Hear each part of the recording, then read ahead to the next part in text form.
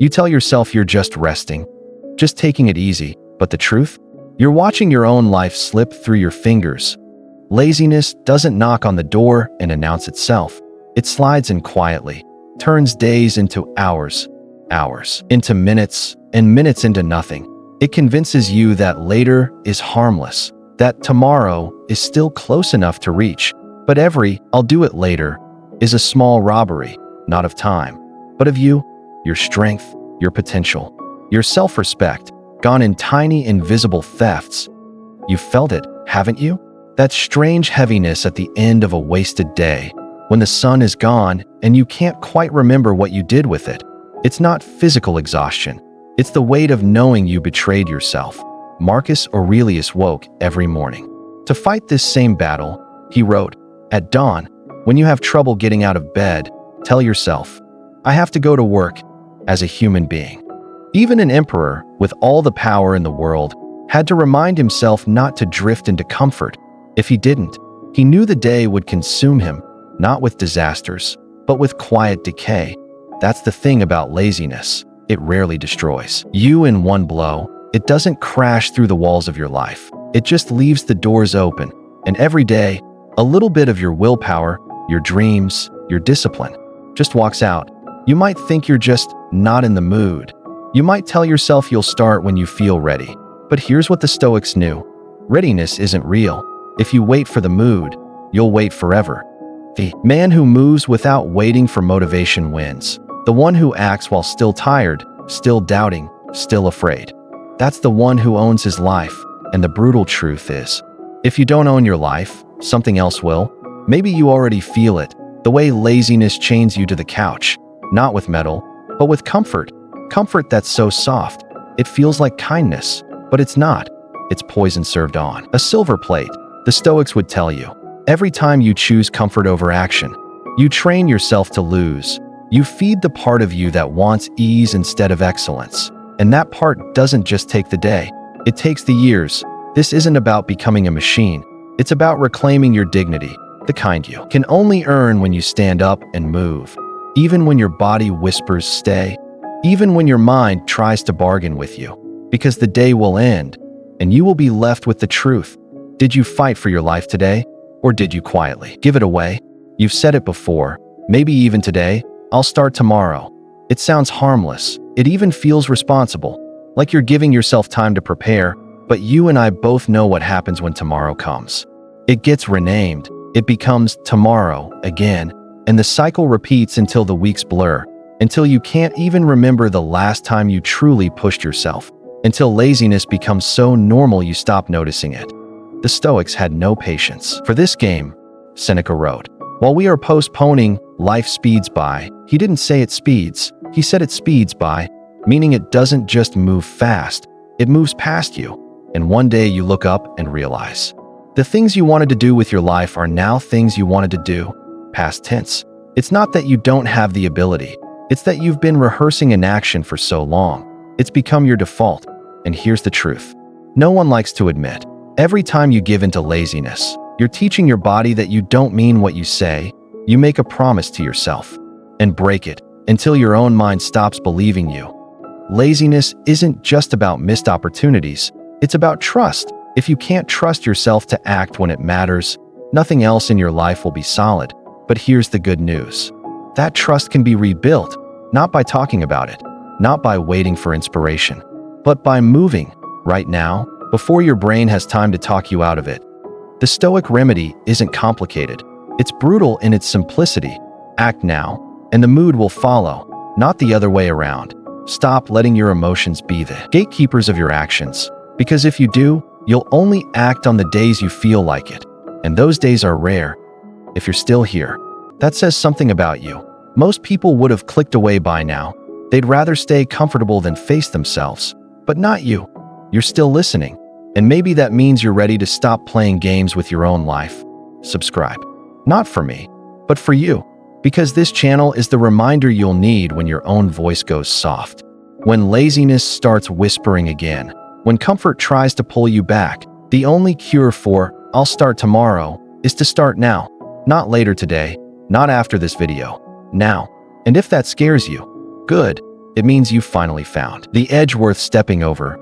We talk about laziness like it's a lack of energy, but it's not. It's comfort. It's you building a nest in a place that's slowly killing your ambition. Think about it.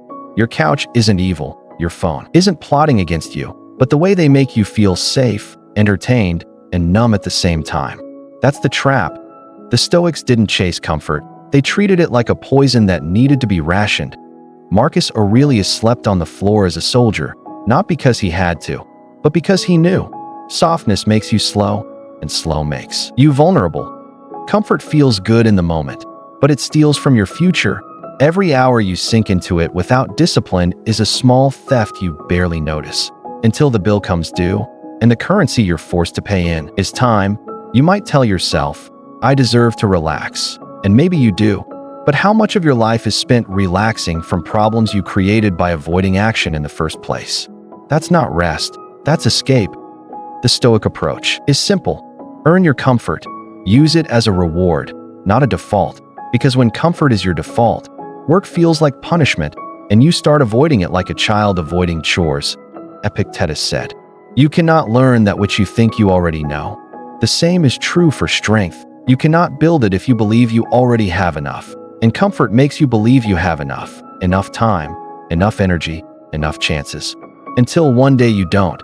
If you feel stuck, don't look at your motivation, look at your comfort level. Ask yourself, am I tired? Or just used to being comfortable? That's the question that can break the spell, because when you see comfort for what it really is, a slow fade into mediocrity, you can choose differently, not because it's easy, but because staying the same is harder. You just haven't realized it yet. I know you want change, not the fantasy of it. The real, heavy, painful kind that actually rewires who you are, and that kind of change doesn't live on the couch. It lives in the discomfort you've been avoiding. So today, find one small thing that makes you uncomfortable and do it, not to prove something to anyone else, but to remind yourself that comfort doesn't own you. Because the truth is, laziness dies the moment you stop making comfort your god and start making growth your discipline. You keep saying you'll start tomorrow, but tomorrow is the laziest liar you've ever met. It smiles, it nods, it makes promises it never intends to keep. Tomorrow is the language of someone who's afraid to face themselves today, and the Stoics knew this. That's why Seneca said, while we are postponing, life speeds by, not strolls, not walks, speeds. Every time you push something to tomorrow, you're not buying time, you're selling it at a loss, and the buyer is your comfort zone. You think laziness is about doing nothing, but really, it's about believing you have more time than you do. It's a trick of the mind, one that's easier to believe when life feels long and days feel endless, until they're not. You might say, I'll start when I feel ready. But here's the truth. Readiness isn't coming. It's never been late. It's never been early. It's simply never been real. Action comes first. Clarity follows, never the other way around. But laziness convinces you to wait for the perfect moment, the perfect plan, the perfect energy. And while you wait, the day ends, and you add one more unkept promise to your list. The Stoic remedy is brutal in its simplicity. Do it now, not because you're ready, but because waiting is a slow form of dying. It robs you of momentum, and momentum is the only antidote to stagnation. Ask yourself, how many things in your life are stuck in, I'll do it later? How much mental space is being eaten by unfinished tasks, unwritten pages, unsent messages, unstarted journeys? Each one is a weight, not heavy enough to break you, but heavy enough to slow you down, until one day you realize you've been walking in mud. And the worst part is, you put yourself there. Laziness survives because it hides in reasonable excuses. I'm tired. I deserve a break. I'll be better tomorrow. These aren't lies that sound crazy. They're lies that sound like self-care, and that's why they work so well. Marcus Aurelius wrote to himself, do not act as if you were going to live 10,000 years. Death hangs over you. While you live, while it is in your power, be good. Replace be good with do the work, and you have the cure for half of your delays. Because the truth is, the best time to start was yesterday. The second best time is now. And if you let that moment pass, you'll spend another night feeding tomorrow's lie, and tomorrow, like always, will not show up. You've told yourself the story so many times. I'm just lazy. And now it's starting to sound like your name. But laziness is not who you are. It's a habit, a pattern, a well-worn groove in your mind that you keep falling into because it's familiar, because it's easy, because it doesn't ask you to be uncomfortable. The Stoics would call this a false identity, a mask you wear so you never have to meet the real you. And you've been wearing it so long that you forgot it's not your face. When you say, I am lazy, you're not describing a fact. You're giving yourself permission. You're making it permanent. You're declaring a truth that isn't true. Here's the reality. Laziness is not a character trait. It's a repeated decision, one that can be unlearned the same way it was learned. Think back to when you were a child. Did you wake up saying, I'll just do nothing today? No, you explored, you moved, you built, not because someone forced you, but because action was natural to you. Laziness is what happens when that natural drive gets buried under comfort. Comfort isn't evil, but it's seductive. It whispers to you, why try when you can rest? And you listen again and again until you believe that's who you are. The Stoic approach isn't to fight laziness with shame. It's to strip away the story you've been telling yourself. Seneca said, we suffer more often in imagination than in reality. And in your imagination, you've already failed before you've even begun. So why start, right? That's the trap, not the act of resting, but the identity you've built around it. Because once you start believing it's just your nature, you stop trying to change. Here's the hard truth. You're not lazy, you're untrained. Your discipline is a muscle, and you've let it atrophy, and like any weak muscle, the only way to rebuild it is through use, through discomfort, through the small wins that no one claps for. You don't have to become someone else. You have to return to the version of you who took action without overthinking it, without asking for permission from your mood, without waiting for the stars to align. Marcus Aurelius wrote, you have power over your mind, not outside events. Realize this, and you will find strength. Your laziness lives in your mind, which means your mind is also the place it dies. So the next time you catch yourself saying, I'm just lazy, stop, correct yourself, say, I've been choosing comfort, but I can choose something else now, because you can. And when you do, that story you've been telling yourself starts to collapse, one choice at a time. Laziness is loud when you're standing still. It shouts in your head. It makes everything feel heavy. It convinces you that movement is impossible. But here's the thing. You don't have to destroy laziness in one strike. You just have to break its rhythm. The Stoics knew this. They didn't talk about motivation. They talked about action, about doing the thing you need to do whether you feel like it or not. Because feelings are unpredictable, but actions can be decided. Epictetus said, first say to yourself what you would be, and then do what you have to do. No waiting, no bargaining, no sitting around hoping your mind will magically change. Momentum is your weapon. It's the force that makes the second step easier than the first, the third easier than the second. It's the reason a boulder is impossible to push at first, but unstoppable once it's rolling. When you're in the grip of laziness, you think you need to fix your whole life before you move. You don't. You just need to move. Even if it's clumsy, even if it's ugly, even if it's small enough to look meaningless. Wash one plate, open the document, put on your shoes, not because those actions are grand, but because they're proof that you can start. And starting is the part laziness fears the most. Don't underestimate small wins. They're the cracks in laziness's armor. They're the signals to your brain that action is possible right now. And every time you take one, you make the next one easier. Here's what no one tells you. Laziness doesn't die in a blaze of glory. It dissolves quietly in the presence of consistent action. It fades when you stop giving it space to breathe. Marcus Aurelius woke up before dawn to write and lead an empire. And even he admitted that some mornings he didn't want to get out of bed. But then he reminded himself, I was made to work, just as my hands were made to grasp and my legs to walk. He knew the body and mind are built for action, and that ignoring this truth leads to decay. So stop waiting to feel ready. You're not supposed to feel ready. You're supposed to start and let readiness catch up. Every day you delay, laziness grows roots. Every day you move, those roots loosen. It's not about speed.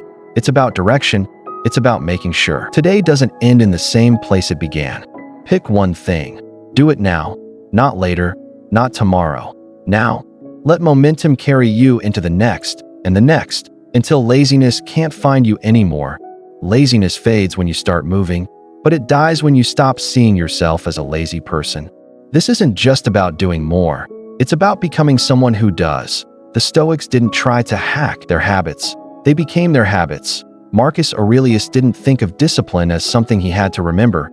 It was part of who he was, like breathing, like walking. And here's the truth. If you keep calling yourself lazy, if you keep believing that's your nature, you'll always find a way back to it. The mind loves to return to its self-image, even if that image is painful. So change the story, not tomorrow, not after you've proven yourself. Now you're someone who acts. You're someone who shows up. You're someone who moves. At first, this will feel like a lie. Your brain will whisper, "No, you're not. You've been lazy for years." But that voice is just the echo of old patterns. It's not you anymore.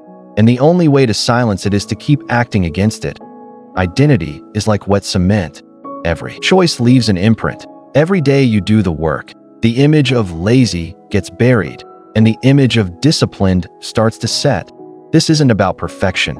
It's about consistency. The Stoics weren't flawless machines. They stumbled. They faltered. They had days of weakness. But they didn't let those days define them. They came back the next day and acted anyway. Most people will quit before they see this transformation. They'll stop when it's still hard. They'll turn back when the new identity hasn't yet taken root. But if you're still here listening to this, if something in you is tired of being stuck, that says something about you. Most people would have clicked away by now, but you didn't. You stayed, and that matters. If this way of thinking feels like it's hitting something real, if you want more of this, not noise, not fluff, but truth, subscribe to Stoic Discipline. Not for me, but for you. So you don't lose this thread. So when laziness tries to pull you back, you've got a reminder that you've already chosen a different path. This is the shift the Stoics lived by, not trying to force themselves into action every day, but waking up knowing, this is who I am, and this is what I do. You're not lazy, not anymore. That was an old chapter. From here on, you move, you act, you build, because that's who you are now. Laziness doesn't always look like lying in bed all day. Sometimes it wears the disguise of rest, of taking it easy, of I'll get to it later. But comfort has teeth, and it bites quietly.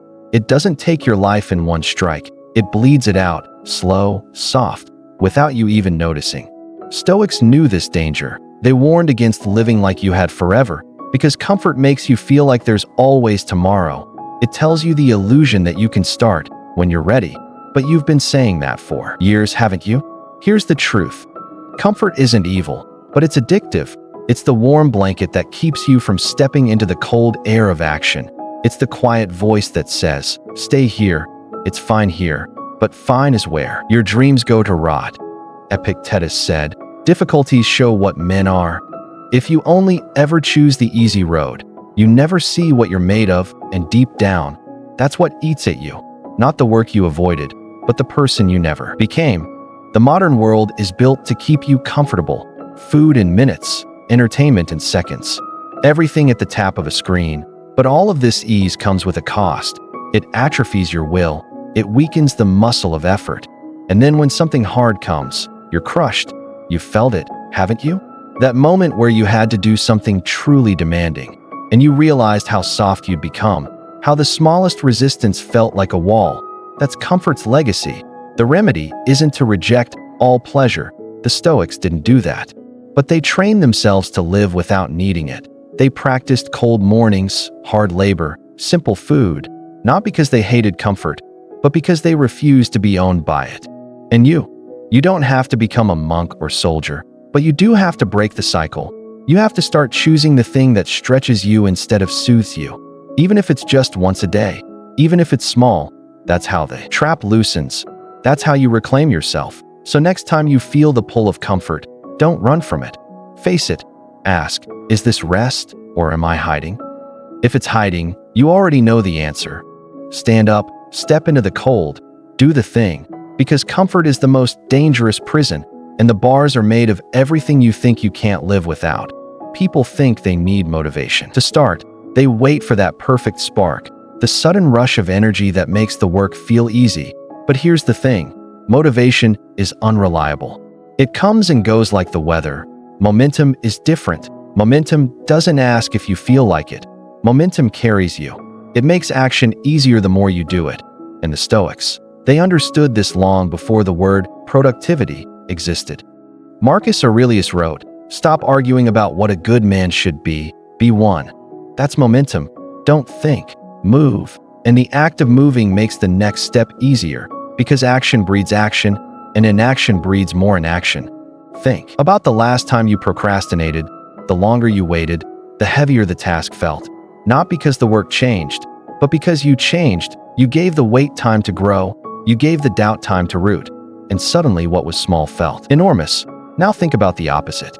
When you've started something, even reluctantly, and then an hour later, you're still going, not because you were motivated, but because you were in motion. That's the trap people fall into. They assume they must first want to act, when in reality, the wanting comes after you begin. The Stoics didn't wait for the perfect mood. Epictetus said, "If you want to improve, be content to be thought foolish and stupid." Meaning, take the step, even if it feels clumsy, even if you look unprepared, because momentum doesn't care how you start. It only cares that you do. Here's a simple truth you can test right now. If you do one small thing, just one, your brain shifts, your body follows, and suddenly, you're not stuck anymore. That's why soldiers make their beds first thing in the morning, not because it's impressive, but because it's movement, and movement builds the current. If you're feeling lazy, don't try to conquer the whole mountain in one leap. Push the first stone, write the first sentence, walk the first step. Momentum doesn't demand perfection, it demands presence, and once you have it, you'll find something strange happens. Work that once felt impossible begins to feel natural. You don't wrestle with yourself as much. The decision fatigue fades, because the choice is already made. You're moving. But here's the warning. Momentum can work against you too. If you spend your day scrolling, complaining, waiting, that's momentum as well. It keeps you still. It feeds laziness. And that's why you have to take control early. Tomorrow's energy is built from today's steps. So ask yourself, what's the first thing you can do right now that would put you in motion? Don't wait. Do it. The rest will follow. There's a voice inside you. You know the one. It's quiet, but firm. It says, get up. It says, do the work. It says, stop wasting time. And almost every day, you ignore it. You scroll. Instead, you delay. You promise yourself you'll start later. But here's the thing. Every time you ignore that voice, it gets quieter until one day, you don't hear it at all. The commander, Marcus Aurelius, treated that voice like an order from nature itself. When you have trouble getting out of bed in the morning, he wrote, "Remember, you are rising to do the work of a human being, not to please anyone, not to prove anything, but because life requires you to show up." The problem is, we've trained ourselves to argue with the voice. We negotiate. We say, just 5 more minutes. We say, I'll start after coffee. We treat self-command like it's optional, when it's not. Laziness isn't just failing to act. It's failing to listen. It's mutiny against your own orders, and the longer you do it, the easier it becomes to betray yourself. But the opposite is also true. The more you obey that voice, even in small things, the sharper it becomes, the stronger it gets. It starts to cut through the fog without hesitation, and before you know it, you move when you say move. No questions, no debates. Think about a soldier in the field. When the commander says, advance, he doesn't wait until he feels inspired. He moves. He trusts that the order is there for a reason. Your inner commander works the same way. If you trust it, you act. And here's the truth. Obedience to yourself is freedom. It sounds backwards, but it's not. When you do what you say you'll do, you're no longer a slave to moods or excuses. You don't waste energy deciding. You don't fight yourself. You just move. The Stoic remedy for laziness isn't about hacks or tricks. It's about discipline in the rawest sense. The kind that makes your body follow orders even when it protests, especially when it protests. If you want to hear that voice again, you have to start small. Pick one command today and follow it. No compromise, no delay. It might be stand up now. It might be write one page. Whatever it is, do it. And tomorrow, do another. Because the voice you obey becomes the life you live, and if you can't obey yourself, someone else will decide for you. It doesn't knock on the door, it doesn't shout. It just creeps in quietly, lays a blanket over your fire, and tells you to rest. Comfort feels harmless. You think you're just taking it easy, but comfort is clever. It turns hours into days, days into years. It convinces you that the soft pillow is safer than the battlefield, that the couch is kinder than the road. Marcus Aurelius warned against it. He called it the sweetness of staying under the covers, the urge to linger, to sink, to avoid the call of the day. He fought it every morning, not because rest is evil, but because rest, taken too far, becomes rot. Laziness doesn't always look like nothingness. Sometimes it's disguised as self-care. Sometimes it's endless planning without action. Sometimes it's that one show you watch after work. That becomes 2, then 3, and suddenly, it's midnight. Comfort has a pattern. It rewards you now and punishes you later. Discomfort has the opposite pattern. It punishes you now and rewards you later. Which one do you think builds the kind of life you want? Epictetus said, difficulties show a person who they are. If you avoid all difficulties, if you live only in what feels good, you never see yourself, you never test your strength, you never meet the version of you that could have been. Comfort isn't just physical, it's mental, it's staying in familiar thoughts. It's refusing to challenge beliefs that hold you back. It's surrounding yourself with people who never expect more of you, because they keep you safe, and safe means still, and still means stuck. Destroying comfort traps starts with awareness. You have to see them for what they are. That chair that keeps you scrolling, that kitchen cabinet full of mindless snacks, that "I'll do it tomorrow" voice that sounds so reasonable. All of them are chains, and chains are meant to be broken. You don't need to burn your couch. You just need to stop worshiping it. Make it a place you visit after the work is done, not a place you hide from the work itself. If you're serious about killing laziness, start making comfort your reward, not your default. Wake up and face cold air. Step into the workout before your mind catches up. Open the book before you check your phone. Every time you choose discomfort on purpose, you sharpen yourself. You remind the world and yourself that you are not ruled by softness. Comfort will always wait for you. It's not going anywhere. But the opportunity you waste while sitting in it, that's gone forever. Laziness isn't destroyed in one battle. It's worn down over time. It's starved, brick by brick, until it has nowhere left to hide. You can't just decide to be disciplined. That's like deciding to be strong without ever lifting anything. Discipline is built, not wished for, and the bricks you use are your daily choices. One brick is waking up when you said you would, even when the bed whispers sweeter lies. One brick is starting the task before you feel ready. One brick is saying no to the easy way out, and yes to the path that actually leads somewhere. People think discipline is this giant force, some magical inner beast that just wakes up one day. It's not. It's just small wins, repeated, until they pile so high you can't see your old excuses anymore. Marcus Aurelius didn't just rule an empire, he ruled himself. He built his day with intention, and when his mind tried to wander, he brought it back, over and over, because repetition is the mortar that holds the bricks together. Here's the truth. You will break the chain sometimes, you will miss a day, you will slip into old habits, but that doesn't tear down the fortress, not if you pick up the next brick immediately, not if you keep building. Laziness loves open doors. If you don't have a wall of habits, it walks right in. So you lock it out by making your actions automatic, by deciding once and then never deciding again. Wake up time, workout time, work block, evening wind down. Repeat until it feels stranger not to do it. And here's the part no one wants to hear. It's boring, it's repetitive, it's not exciting after the first week. But boring is the price of mastery. And if you can fall in love with boring, you can own your life. Think of each habit as a guard on the wall. Some guard the mornings, some guard your focus, some guard your health. Together, they make it impossible for laziness to sneak in. By the time you've been stacking for a month, the fortress starts to feel solid. By 3 months, it's unshakable. And here's the best part. Once the walls are high enough, you can focus on building the kingdom inside them. Your work, your relationships, your peace. The Stoics didn't chase comfort. They built fortresses, and they lived free inside them. There's a truth you've been circling this whole time. Maybe you've felt it in your chest, or maybe it's just been a whisper in the back of your mind. It's this: you are not lazy by nature. You are lazy by habit, and habits can be rewritten. You've heard the lies you've told yourself. I'll start tomorrow.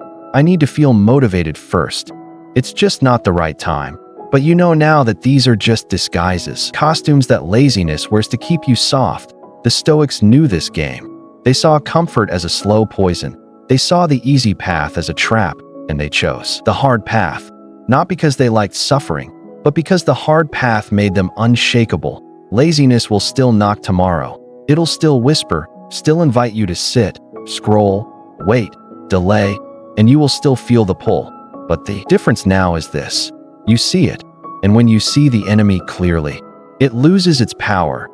Here's the choice in front of you. You can go back to the couch, back to the endless "I'll start soon," back to the comfort that slowly rots you.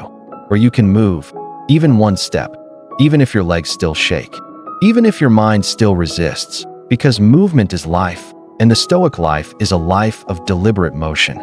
This isn't about never resting.